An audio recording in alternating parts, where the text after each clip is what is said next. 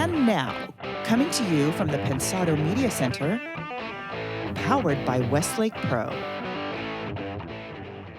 From the Rolling Stones to Justin Timberlake, meet the audio icon known as the Senator. We've got a grand prize winner in the Avid Isotope Sweepstakes. It's Grammy Week in LA. You're at the place.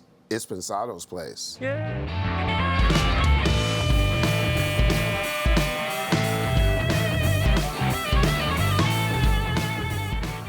Hey, thanks for dropping by. Glad you could make it. It's Grammy Week. Always enjoy that. Oh, we got parties, and parties. We got plans, right? Should we talk about that Let's a little do bit? it. All right, here we go. Hey, family, hope your week in audio was way groovy. Keep those likes and subscribes coming. We certainly appreciate it. They count a lot. Yeah. Shout out to our partners, as always, the Blackbird Academy, Avid, Westlake Pro, DTS, Recording Connection, Lander, Fab Factory, and Studio 202 DC. We've got a grand prize winner in the very cool Avid Isotope Happy New Year contest. You want me to do drum roll and you do the winner, or how do you want to do it? I'll take a drum roll. All right, here we go. Ready? Yeah. And the winner is? She won all the marbles. She won them all. What's her name? Elizabeth Allen. Elizabeth. Congratulations, Well done, Elizabeth. Nice. Really cool, really From cool. the distaff side of stuff, we have a female winner. I think that's a good thing. That's cool. Very good, Elizabeth. Congratulations. Yeah. She wins these great prizes that you see right here. Thanks to Avid, thanks to Isotope. Really good stuff. Yeah. You guys are always thinking about the community. And once again, congratulations, Elizabeth. Speaking of community, sign up to be part of the Pensado Village. Look, it's risk-free with no obligations for another couple weeks. Here's what it is. You get really cool software actually just for signing up, and that will allow us, Dave and I, and our team to get info to you on what Pensado Village is, and I'll try to explain what it is. It's a portal where monthly you'll be able to get discounts on gear, software, hardware, personalized one-on-one lessons for your mixing or whatever you're doing from Dave and CLA and a whole bunch of our professional friends, the best in audio. Imagine this, opportunities to sit at home and watch some of the greats as they produce records and mix big hits. There'll be backstage access to our events in Nashville, Miami, Washington, New York, and more, even India. VIP seating at the Pensado Awards. You can get your Pensado mug and your Pensado cap. Access to curriculum of every genre to make your skills better. Career advice to make you richer. Social media tips to make your brand bigger. Get to pensadosvillage.com and sign up risk-free. It's something that Dave and I are going to personally manage each month so that what you do and what you commit to us, we're going to get you back more value than you can ever imagine. Almost 3,000 people signed up so far. It's been amazing. Don't be late. We're going to keep it open risk-free, so no obligation to you for a minute to just sign up and get some information back. Sign up right away. Pensadosvillage.com is where you go. Good stuff. Now to the Grammys, my man. Tomorrow, as we tape this, it's Tuesday, and tomorrow evening we're actually going to be doing some interviews at the P&E producer party, which is a big party every year. I enjoy it every year. Yeah. So a lot of our friends and heroes show up, right? Yeah. If you guys are hearing this, please drop by, visit me on the couch. You won't be able to get in, so just let you know, just in case you show up to the win. But pretty much everybody shows up. It's the one time, I think, in the Grammys that they pay attention to producers and engineers, people make the audio work. It's our night. Yeah. So we'll do a bunch of interviews of our friends. Hopefully, they're honoring Jack White. Hopefully, we can get him. Oh, yeah, that'd be cool. But either way, it's kind of the best and brightest from all over the globe. It's part of the Grammys. We'll grab a bunch of folks. We'll do it as a segment in the show, like a week or so from now. But it's a good time. Right? I have a great time. I always see people I haven't seen in a while. Yeah. Last year, I saw a bunch of my Atlanta buddies. So it'll be a bunch of fun. It is the night that I think the Grammys really gather all the producers and engineers, of which they're a huge part of this community, and they get a chance to see each other, because you guys actually don't see each other that much. Well, used to, but not anymore, not as much. Right, everybody's busy. I look forward to it. It's always a lot of fun. The hors d'oeuvres are good. We always meet new friends and see people. And we just stay in the tent and get oiled up before going. Oiled up. Sorry, oiled up. That's an audio term. We'll have a bunch of the folks that are there. We'll pull that together in a segment for you in the next couple of weeks. So stay tuned. Yeah, hopefully we'll give you guys a sense of what it was like to be there. You know, something to shoot for. Because you're on your way there. But you got to go to the Pensado Awards first. But that's another story. That's coming too. Good stuff. We we get one of our favorite friends, right? Oh, yeah. He's known as the Senator. His work, literally, his resume is full of iconic and even current work. He goes from Rolling Stones and Aretha Franklin to Justin Timberlake and Timberland. He's a gem of a human being. We just think he's special. We think you'll think he's special. Absolutely. The last in our Avid series from NAMM. Please enjoy our hang with Jimmy, the Senator Douglas. Jimmy. You're at the place. Pensado's place! Yeah, there you Yeah. go. Well done. Let's thank Avid really quickly, who has us here every year. Give them a round of applause. They are doing amazing, amazing things with cloud collaboration. We're going to tell you some of the features that they do. I mean, literally, the thing that turns me on is that they've announced a series of products that not only helps you collaborate, like it's one thing to make your stuff by yourself, it's another thing when you get to work with talented people and you can collaborate with anybody all over the world. But now they're going to put some stuff into Pro Tools where it will actually help you as an artist. You can upload your stuff, you can sell it, you can market, you can do other things. They're thinking about the artist 360, not just the production side of it. So Avid, again, being on the cutting edge, constantly trying to serve you. We'll talk more about that. We want to welcome to the stage a super talented guy, and at the end, you're going to get a super talented performance by a super talented performer named Butterscotch, done by some super talented guys that are also sitting in here named Mishka and Nephew. But for now, he's known as the Senator.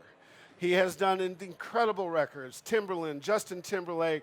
I could go on and on. Led His Zeppelin. name, what's that? Led Zeppelin, Rolling Stones, Foreigner. He is a beast, and his name is, please welcome Jimmy Douglas. Jimmy! Herb. What up, brother? Dave? Sit down, man. Have a seat. You Okay. comfortable? You need water? Good. Need anything? Water's good. Cool, cool, cool. All right, so the origination of the name The Senator, Yes. where? Timberland and me. Oh, really? Yes. Because of you? Well, because I had a very illustrious career before I ran into Timberland, Rolling Stones, Genesis, all those nice people. And then when I ran into Timberland, we were just starting out again. He goes, well, you can't just be Jimmy Douglas. I was like, why? He goes, because that would relate to all the stuff you did before. You have to come up with a new handle. Yeah, absolutely. And did you vote on health care while you were in the Senate? No, just because you should. But so, man, listen, one of the things that I think is always interesting for our audience is you have managed to do what a lot of people don't do, have a career that has arced over a long period of time and also worked in a lot of different genres. Is that just because that's your interest and you just never, because you've always been unconventional, you've always used techniques that's different. Is that what kept you cogent and all through the years? Just because I'm amazing, Herb. No, that's sorry. I could have gone right there. No, it's just the thing is, music is a great art. I've always loved music, and I've always loved being a part of it. And as it grew, and I was fortunate enough to be around a lot of great artists as a kid, I was always wanting to continue to grow with it. And technology kept moving, and the different genres coming. Also, working at Atlantic Studios, they had everything from jazz to R&B Yeah. to soul to rock and roll to whatever. And when you were there, people would just walk in the door and going, "You ready to record?" And the answer is yes. Yeah, yeah. Jimmy, we were talking earlier. I find it fascinating. All the different genres, particularly the rock genres, have found a way even into your R&B work. Expand on that. I mean, like nowadays, we tend to be if you're playing center, you'll never play quarterback. You're playing quarterback, but you seem to have found a way to get everything into what you do. The power of the rock songs are in your Timberland songs. I think part of what that is, when I was doing that rock and roll, there really were no rules as to how you made the music. And I think the attitude of the people making the music, they always walked in wanting to try to do something different and to try to make a difference in what they did and to be on the cutting edge. We didn't have as many tools as you have now to do that. So it was always very basic. It was a lot of thinking and a lot of different stuff. And I never let go of that because I always found that those records were like very interesting. Yeah. On the last Justin Timberlake record, can you give us a kind of a story about something you did on that record that we'd all find interesting? that you'd find interesting? Yeah. I mixed it. No, I'm like, no, I mean, you know, that was a record that was just one of those records that he was going back to a place where I'd come from, and we would just have discussions all the time about the different genres he was trying to do. And You talking about Tim or no, Justin? well, Tim and Justin. Tim didn't really listen as much. Tim just makes the stuff. Okay. You know, Justin was the historian. He knows probably every record that things came from, who sang what, who did when. Timberland knows it by sound, doesn't really do the bookwork, but you know, it's in him. So. And how does your work flow? Are you super prepared and ready for everything? Do you leave some room for improvisation? You're laughing. Clearly, the first question was not relevant at all. No. Actually, I'm always prepared because that's how I was trained. I'm very serious. You know, like if you were in there, like I'm trying to think, I would be doing like an Aretha record, and then Jimmy Page showed up and wanted to work. Wow. So these are totally different whatevers, and it's like I was prepared. I was just, you know, Ahmed said go in, you do what you can do, and you add to it whatever you can add, the knowledge. For all those guys out there, you hear us say this on the show, I think you are an early forerunner of this. What I find fascinating is that today you're in a better position if you're a hybrid kind of person. Would you say that's good advice for them? Like, don't get in one box and get stuck in that box, because if that box runs out of stuff, you're just stuck, and you missed all the opportunities to give yourself other signatures, other stuff. Is that, am I? I think that especially, you know, I grew as a producer engineer. That's what Atlantic raised out of the mold of Tommy Dowd. But I find, especially with the technology, I find all these roles have become very blurred. And I think the key for me is to be a part of the project however you can be a part of the project. If you play guitar and you're just a guitar player this time, well, next time probably they may ask you for something more. Yeah. If you're the keyboard player, if you're the mixer and you can actually give a part of whatever, if you're the actual producer and you can mix some of your stuff, all these things are helpful. They're, you know.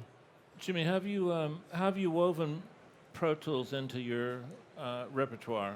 How have I woven? In your arsenal, are you using it as just a tape machine? Or are you using it to enhance sounds? And I use Pro Tools for obviously as a tape machine, and most of the stuff I get to mix is on that. Sometimes I get in other DAWs and I can convert those. I know how to run those.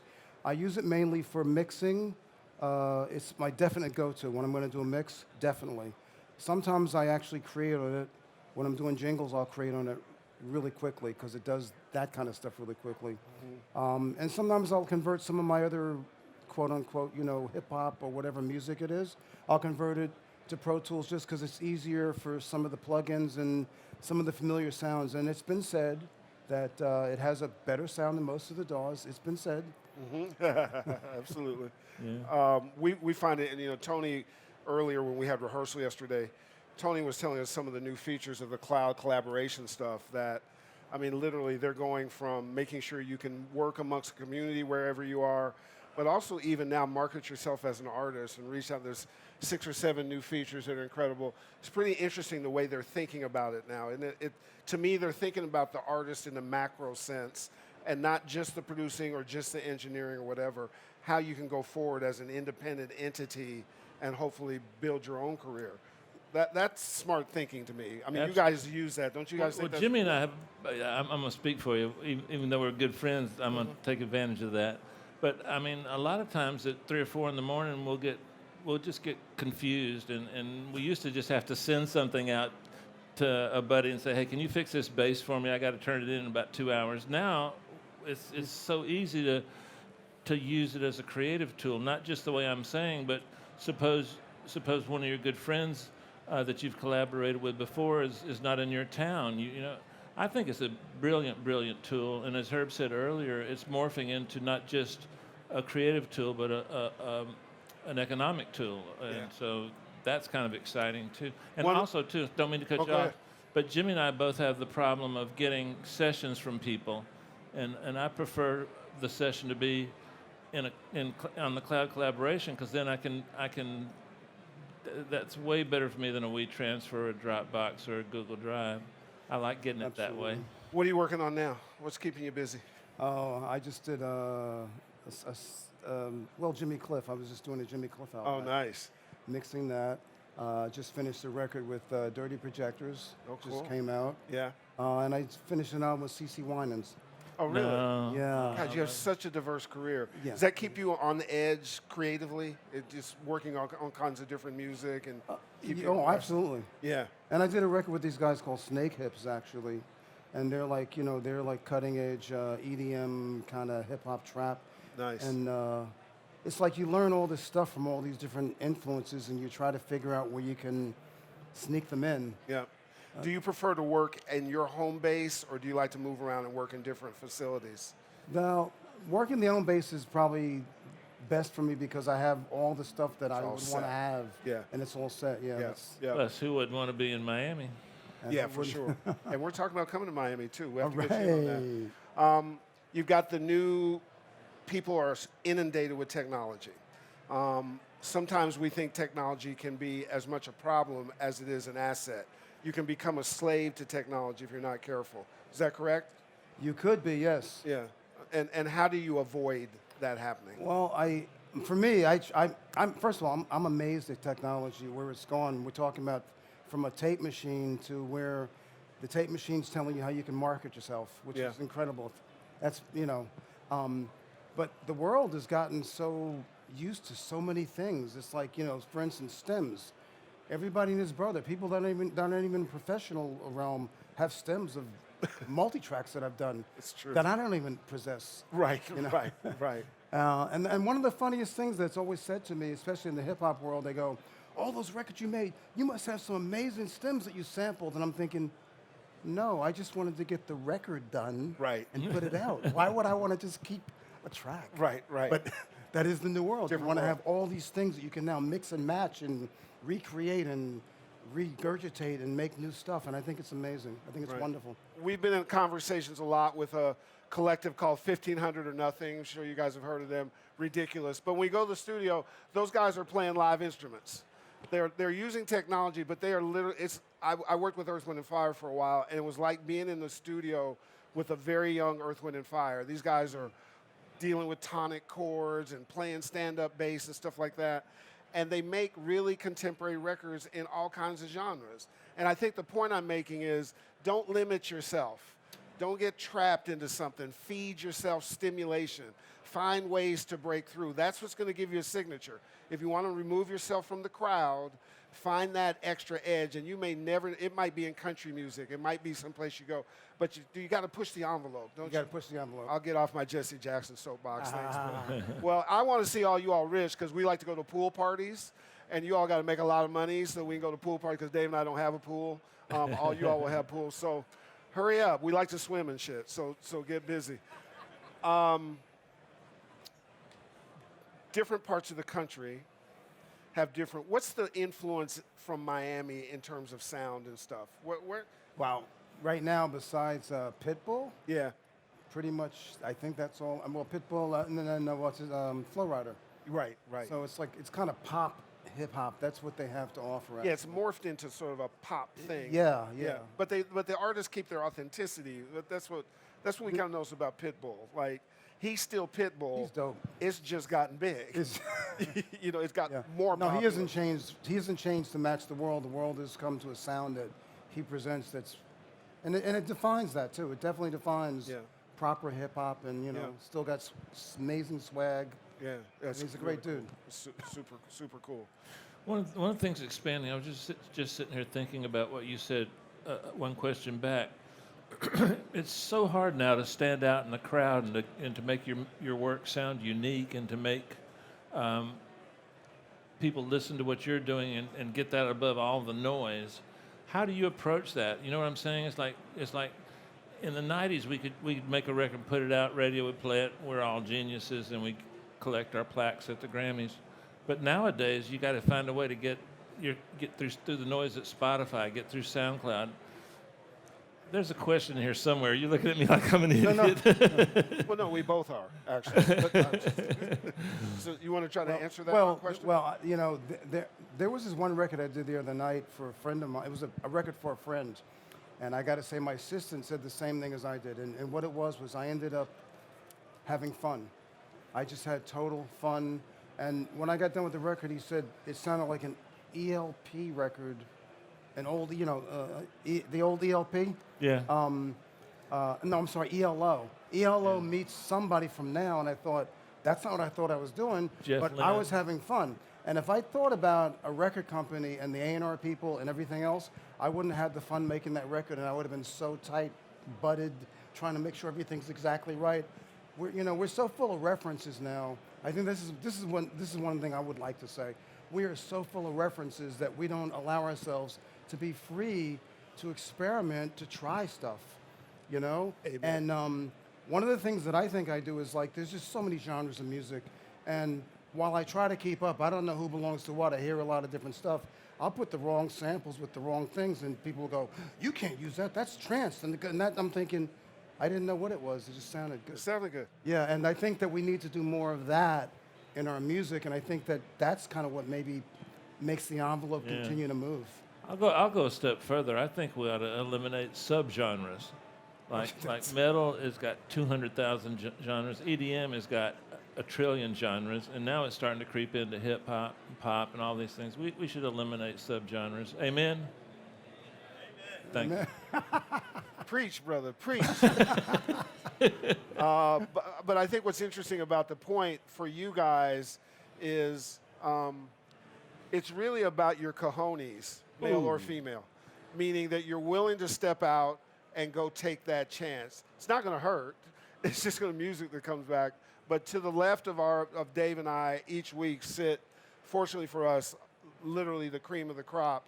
And just about every one of them says their best records, their best identifiers come from accidents or things that they didn't know, and being open to that character moment and then recognizing that you should keep it. So if you're spending all your time being perfect, you're going to spend all your time hitting the middle. It's going to be hard for you to get to the top. Right. Go be imperfect. That imperfect thing will help you push the envelope, and you'll find something else that you might not have known you were going to find. Don't be afraid to push the envelope. It's just music. Nobody's going to come back. If somebody comes back and goes, that's wrong, they may be wrong. Don't worry about that. Don't react to what people tell you on the internet. React to your own heart and your own gut and what you think is right, and then stand for it, don't you think? I think so, and I think that you shouldn't ask everybody that you see about what they think about your record. The worst. And if you really want to do it, the best way to do it is don't tell them it's you. Right. And then just see what they really have to say about it, because you'd be amazed what you're going to hear. That's true. Also, to Jimmy, how many times have you had a big record and the thing you get the most compliments on is the thing you were the least confident about? And it wasn't a mistake, but it wasn't intentional necessarily. That happens a lot, doesn't it? It does happen a because lot. because you allow it to happen. Like Quincy Jones said, leave a little room in the studio for God to walk in. You know, I think that's one of those moments where you're just being guided instead of guiding the process yourself. I'm just full of wisdom today. I just can't believe it. That was the case in one of the Justin records. I think it's Sexy Live or whatever it was called. And there was a flanger on the record, and it opened up. But the thing was, that wasn't one of those things where we were going from one in the middle of a mix. Somebody had an idea for a track, went to get the track ready, but the flanger was left on by accident, and it was like, there it is, leave it. And it was stuck on the 2-track. I couldn't even match it again later. Wow. Because it was so done. Yeah. Right. And that became a hook in the No, song. the Future Sex Love. So that track, and that became the hook. Wow, amazing. Remember, guys, you get a chance to ask some questions. There'll be some people with handheld mics, so start preparing them in your head. It's a chance to hear from an absolute genius, and you want to take that opportunity. Oh, thank you, Herb. It's my pleasure, Dave. So do we have some ladies here who are creative? I see, yes, we see a few that are around. Good. It's important that there's a lot of folks represented in this diaspora of audio, and it's good to see you guys here. If you're starting out now, you're brand new to this is your first NAMM, you've never been to it, what advice would you both give to people who are just trying to get their head into, because it seems like it could be overwhelming if you're brand new, right? What would you tell them to do? Just be safe and explore, or go crazy and suck it all in? I would say, well, for me, what I have to do, because it's overwhelming even for me, Yeah. is I have to figure out why am I here? What do I really want to see? What is it in my world that I've seen or heard about that really will enhance, or I just want to see what it is? I make a little list of those things and go to those places first. Because on the way to those places, you're going to see all this other stuff that's going to distract you, and then you're going to forget what you came here for. And then next thing you know, the doors will close and it'll be gone, and you didn't get to see the things you needed to see. You agree? Yeah, totally. For me, I learned in a small market. Jimmy learned. I envy the way Jimmy came up, but not for me. I worked in a small market. I would say the number one thing is don't go it alone. Find people at your level to grow with, and if you can find a couple of people the next notch up above from you, stick close to those guys. The other thing I would say is it's always good to have musical heroes, but I always was a little arrogant, and so if X was my hero, I wouldn't try to study them. I'd try to study their influences, because that would let me get influenced by their influences, and I would interpret it different. Did I just get an amen from you, Jimmy? That's deep. You know how deep that is? That's like taking a sample that Puffy used instead of going back to Herb Alpert and taking the original one. Exactly. See what I'm saying? Wow. Do I get an amen on that one? Okay. Can I get an applause or something? Jimmy Douglas gave me that. But doesn't that make sense? The main thing is don't overthink it. It's about the journey, not the destination. If you're trying really hard to be famous and rich, that's a different path than what we're talking about. We got good without knowing it because we enjoyed the process so much, and we enjoyed being in music. And I remember starting out, a compliment from like a secretary from a regional promotion person at a record company gave me a compliment. I'm thinking I'm in the record business now. You know, just everything was great and fun. And I don't know if it's different today or not, but I know a couple of people sitting here in front of me that have that same kind of passion and just love the process. And ultimately, if you're interested in being famous and rich, talk to me. We'll work all that shit out. 'Cause I did talk to you. You did, absolutely. It didn't work out so well. So that is not such a bad goal as well either. So they all can work in harmony with each other, in beautiful three-part harmony. All right, so do we have anybody who has a question or two for Jimmy? No? You guys are getting all the information? Come on. All right, very good. I just guilted you into it. Here's a microphone, and this is a question from a very famous producer named Nephew. Go ahead, brother. So Jimmy, was there a time that you was ever nervous? And when you was nervous, how did you deal with it? Wow. What a question. That's a good question. I'm actually pretty nervous every time I walk into a session. No, nervous wouldn't be the word. Just when you start.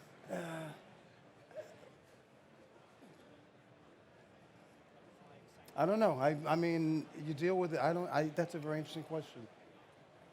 Maybe because I've always felt like the worst you can do is fail. So, you know, you go into it and you give it all you got. And you know what? If you give it all you got, actually, I will give you one example. There was one time I was working a session with Heavy D, and I had just learned the synclavier, the original. Oh, that was a beast. Charles.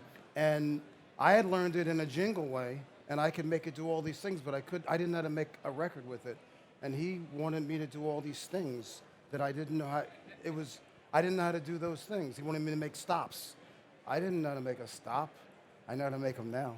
But you know, and then he got very, he was cool about it, but he started rapping and saying things. The man come to work and don't know his job, and stuff like that. Put it in the record?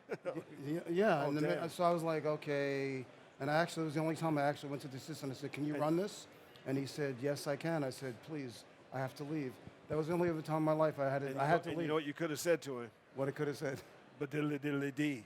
Like you could have just said that to him. Yeah, that was, no, that was. Anybody else got a question? Can I toss something in when you get a chance? Somebody back. We'll get to you, Mr. See, all the famous people up here want to ask questions, and that's actually a good sign. When the pros want to ask questions, it should be what you're doing too. You never get to the point where you know it. You always want to know more. Correct? All right, Mike Guy. Did somebody raise their hand in the back? There you go. Let's look for those guys in the black. There you go. So rather than asking a question about your process and everything you do, I would love you to just a story that is memorable to you that you could share with us. It would be kind of cool. There's just so many. Back when Nick and I did cocaine. No, I'm sorry. I'm just. We never did that. No, never ever. I don't even know what that is. No. Well, let's see. Well, no, there's just so many. I mean, I wish I could, but there's just so many. One. Well, the most famous one is the one with Jimmy Page, which you've probably already heard. You've probably already seen. Where I was doing on Heartbreaker, I was putting together a solo out of a bunch of half-inch reels. I mean, a half-inch, quarter-inch reels, where he just soloed for 10. He just had 10 reels of solos, and we just sat there and we just started cutting the tape, and we would just put a bit together, and that solo was great. And the thing that was funny about that particular time was there was a bad edit in the middle of it that I made, and Jimmy loved it. And I offered to fix it for him, and I was like, and I was like, I'll fix that. He goes, oh, no, that's great. Leave it, I love it. Leave that, bro. And so the funny part of that story is all my friends who all play guitar, when the record came out, they're all copying this solo, and they're going, I'm like, ah. That's very cool. And good question, by the way. All right, somebody else over here? All right, Mike Gods. All right, you avid Mike guys, you got to just slice in there like football players. Boom, boom, that's right. Couldn't you have just loaded those reels up in the Pro Tools? That's what I was saying. I'm joking. Nah, it's. So how about a Rolling Stone story? Any? I'm not at liberty to tell. I'm serious. I wanted to hear it too. So. I'm thinking they recorded live. They recorded, absolutely live. And yeah, I mean, I was with the Stones for like 2 years almost every night. It got to the point of just like, it was like, would you guys go home already, please? How much recording can we do? Anybody else over here? Questions? In the back with the cool black hat. Hey, this one's kind of for Dave also. When you guys were talking about all these subgenres and all this music that's oversaturated and coming out, how do you think that affects other people that are coming out trying to be creative? I mean, if you're trying to be creative and do your own thing and you create something like a subgenre, what do you think of that? Or how do you think that saturation makes it either easier or harder for somebody to be successful? You? Well, I think just subgenres in general are exclusive by nature. So, for example, if you start a radio station and you want to sell Buicks to 35-year-old white men, then you try and find music that fits the taste of 35-year-old white men. And now everybody that listens to that station is 35-year-old white men. And then you grow up listening to that station, you're going to be screwed. Some of the best records come out of England because they don't do that. Like the BBC has a monopoly, and not so much now, but in the 80s and 70s. And the reason that the British bands were so popular was they grew up listening to a station that would play Motown for an hour, classical for an hour, skiffle for an hour, rock for an hour, on and on and on. So genres were bad to begin with, and I think they're still bad, and they cause people to not broaden their taste. Like you're looking and listening to a guy that probably has the broadest taste range and skill set on earth. Now, if he grew up listening to one radio station that played only Buick music, that would be hard to do. You have to have these, if you want creativity, you have to stand in front of the great creators and get it. You can't get creativity, you can only borrow it. So that force feeding from a radio station is just bad, and genres are bad in general. And just don't worry about it. Just do your That's the thing. short answer. Just don't worry about it. And also because we don't want to try to imagine Jimmy as a 45-year-old white man. Imagine if you just don't have that. But honestly, if you worry too much about where you're going, you're just not going to get there. Just go. You know what I'm saying? Just go, and then we'll see where you land, and then you'll go from there. Yeah. Make the music, let other people label it. So we're getting close to this performance by this incredible artist. Let's get one other question in, and then we're going to have, okay. Well, actually, I'm going to segue to you because you guys are going to answer a couple questions. So one more from the audience in the back before we go elsewhere. While we're finding, nobody else. I thought I saw a hand. Oh, where? Oh, my fault.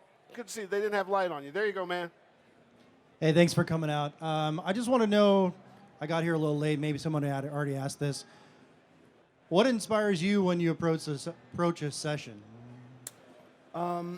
It could be the art. It could be what inspires me. Could be the artist, maybe based off of the history that they have, and I want to make a difference in their lineage as well. It could be maybe something I heard being played by me from somebody else, something I heard on the radio, something I heard by somebody else. It's hard to say what it is. It's usually like one of the last influences that I happen to have dealt with lately. Nephew, if you'd stand up, and Mishka, if you'd stand up. Give them a round of applause. Thanks. Mishka is a vocal producer, really well known. So let me ask you a question. With Butterscotch, how did the process, and you both can answer this, how did the process come together? The process came together really from Avid. They had approached me and asked me whether I'm interested in doing something with Butterscotch. And to me, I'd seen her in Vegas, and she's kind of like a genreless artist. Yeah. So the only producer that I work with who is a genreless producer is Nephew. So he's the only person I thought to bring in on the project. Gotcha. And then Nephew, how did you see it? What did you observe to it? What was the inspiration that got behind it? Just because she's so dope? It was fun to me because I didn't know how to do it. Really? So the unknown challenged me. Ah. And so just to get in the room and be free and, you know, have the willingness to understand her and where she came from. And Right. Mishka, I know he had his part down. Yeah. So come together and just throw some stuff up in the air and see if it'll stick. So then to that point for both of you, so what's important, I think, for us, for you to understand, now here are three guys that operate at the top of the game. 4. Oh, yeah, I forgot. Oh, yeah, I What's your name? Is your name Dave? There's 3 guys to my left, 1 to my right. And all of them just take risks. None of them are safe. The condom's off. Like they're just going for it. The creative condom. Well, you know, you got to get a laugh somehow. For sure. Yeah, no, it's important. And honestly, it relates even to what we did with the show. We weren't broadcasters. We just threw a Hail Mary and we ran down and we caught it. So that's what you guys should do. Break the boundary. Push the envelope. Really, really go for yours. Again, if you want to play safe, which is okay, but then you just have to accept being in the middle. Guys like this don't really want to be in the middle. Ladies like this artist don't want to be in the middle. Like we want to make a statement, correct? Do you think that's fair? Yeah, I think you're right on. I would say just embrace your freedom. You know, you all looking for that new sound. I think there's nobody on the planet like none of y'all. So when you embrace your freedom and perfect your craft, you are the new sound. So thank you for coming. Want to see you tomorrow. Thank you for Avid for having us. Nephew, Mishka, and the one, the only, the Senator, Jimmy Douglas. Yay.